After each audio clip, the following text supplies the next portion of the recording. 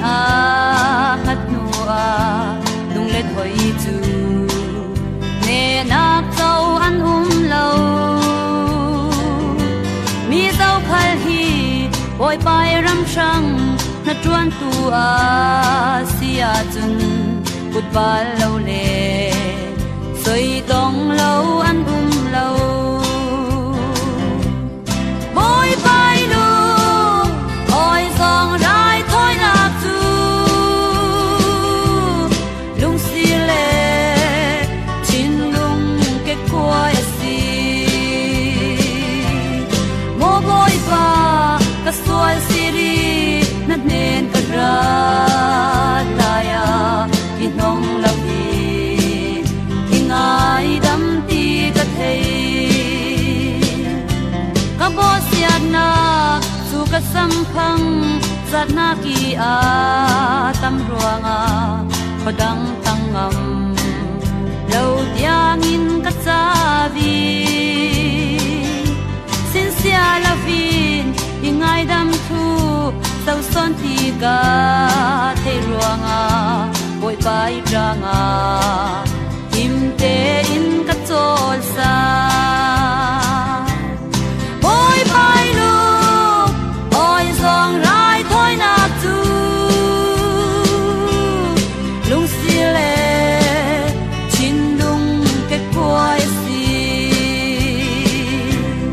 mo boy pa ka sual si ri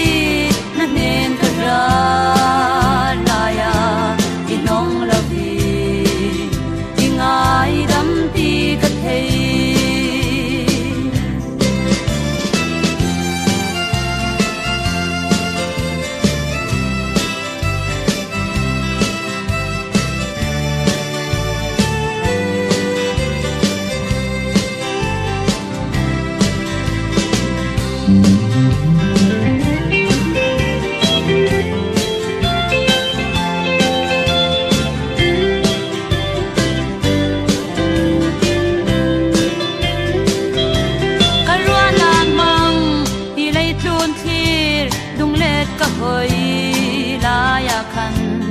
ngam lo le chi nak man ka shil theu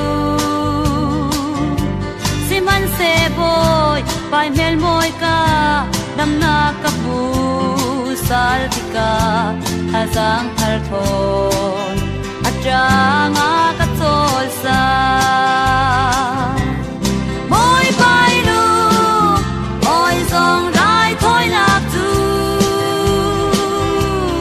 lung si le chin lung ke kwai si mo boy pa ka soal si ri na nen ka ra na ya inong la vi ingai dam ti ka thei ka soal na si rin boy pa